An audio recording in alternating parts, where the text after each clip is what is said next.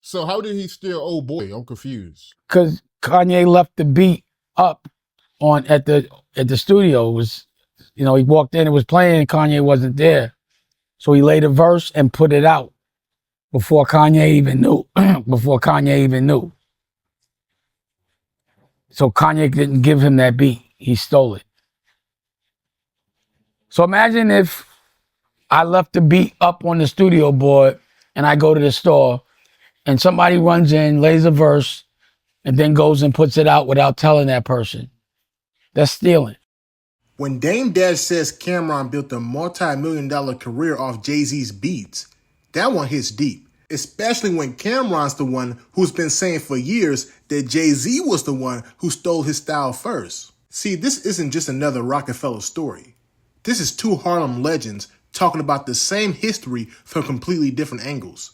For years, Cameron has told the story that Jay-Z took his beat for H to the Izzo, and how that moment lit the fire for everything that came next.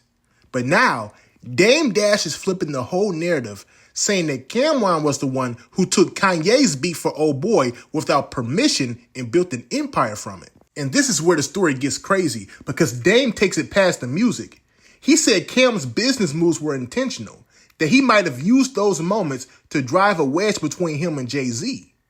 He even goes as far as saying Cameron broke Harlem's honor code, that he moved in ways that felt more calculated than loyal. Now, those are some serious words from somebody who was there when every deal, every hit, and every disagreement went down. Now, I'm about to play this clip for y'all, but before I do, I just need y'all to like, leave your thoughts down below in the comment section, and subscribe. Let's get into it. And, there was other thing that happened that I would have never let happen if he wasn't my little brother. Old Boy and a couple of those other records, no one gave Cam those records. Your hit record, you stole. He left the beat in the studio, you made a verse on it and put it out before he could tell you no. Now, the only reason why I didn't step in is because I didn't kind of like the way Kanye was acting, so I felt like if y'all can't work it out yourself, then you're grown men. But I don't think if it was someone else, I would have let them do that. And I found that to be really disrespectful.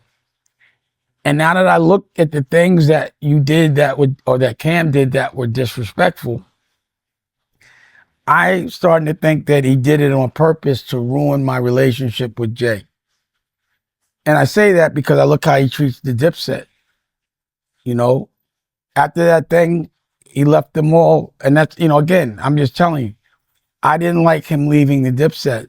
So that's why when he wasn't around for Jim, even though I didn't like the way he was acting, especially since I just got him off of Def Jam and he was like $3 to $5 million unrecouped.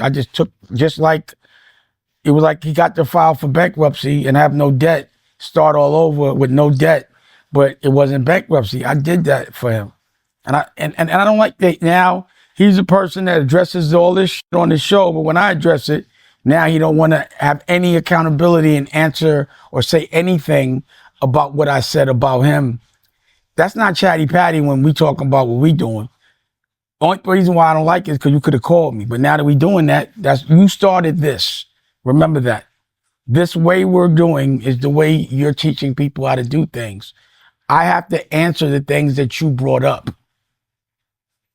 You brought up to Bleak that the way it looks like you kind of intentionally f***ed up the relationship at roc-a-fella. And now that you've done this, now that you're Rico Suave, now that you're Cameo, now that you're messing with people's that is not the way real gangsters move. It's no women, it's no kids. Or, unless a woman's trying to get at you, but that's the last thing you ever want to do. He the type of guy that would probably sell, allegedly, because he might sue me now. I don't know what kind of guy he is. But if he did hustle, he'd probably sell drugs to a pregnant woman. We don't do shit like that. There's honor in the way you fight. It's not just win. You got to win honorably. That's how Harlem niggas want to win. We want to win honorably. If you got out of jail because you broke the rules and told, that's not honorably. If you stab your fucking brother in the back, that's done nothing to you, pause, but help you, that's not honorable. That's not what is lower class. Like the fact that you would touch and go, not touch, but try to get at my family on any level. Now you're a derelict. You're a lowlife. That's a lowlife thing to do. And I don't think anyone around you, because you, like, British is a good dude. All the guys in Dipset are good dudes. Most, as much as I see, no one's perfect, but they kind of have some degree of honor to Harlem, to a certain code. He broke all Harlem codes to me. He has a lot of nerve saying Jim ain't from Harlem, and he acting like he's not from Harlem. He knows better. So how did he steal Old Boy? I'm confused. Because Kanye left the beat up on at the studio. It was, he walked in, it was playing, and Kanye wasn't there. So he laid a verse and put it out before Kanye even knew. So Kanye didn't give him that beat. He stole it. So imagine if I left the beat up on the studio board and I go to the store and somebody runs in, lays a verse, and then goes and puts it out without telling that person.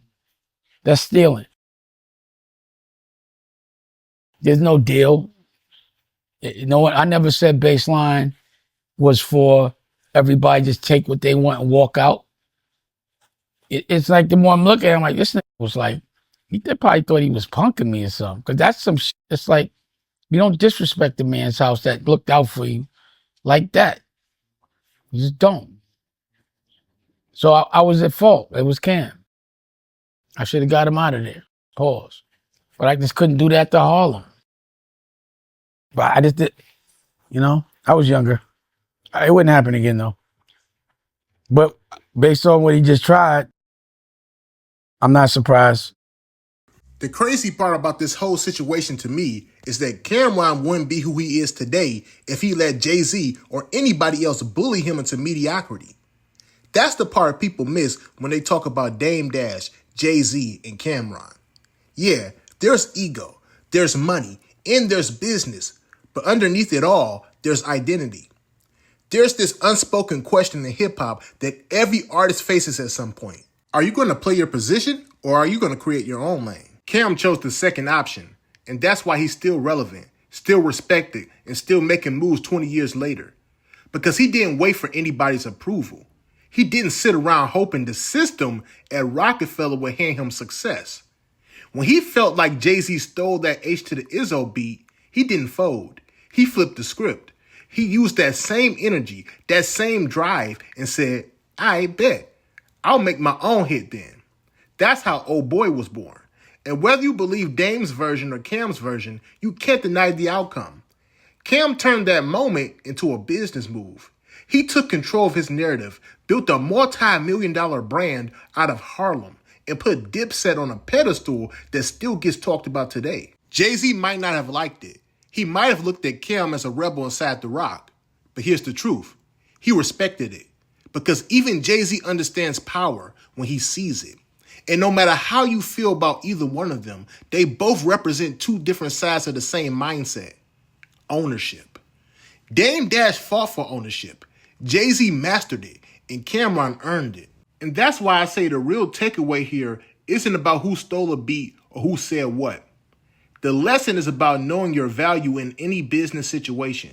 You can't let somebody else's comfort zone become your ceiling. Cam could have played it safe, stayed quiet, and just done what he was told.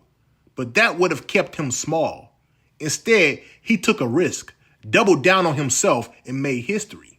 That's the mentality that every hustler, every creator, and every entrepreneur needs. You don't have to disrespect anybody to boss up, but you do have to make sure nobody disrespects your vision. If somebody tries to box you in or treat you like you're replaceable, that's your sign to expand. Cam didn't let power scare him. He used it as motivation. And look at him now. The man built a long-term career off his personality, his brand, and his independence. He's hosting shows, doing business deals, living comfortably. He's still being Cameron. Not watered down, not corporate, just him. And that's what separates legends from followers.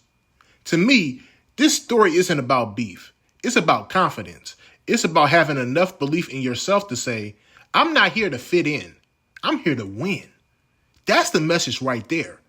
Don't let anybody make you feel like you're out of line for knowing your own worth. You don't have to copy what Cam did, but you can apply that same energy in whatever lane you're in.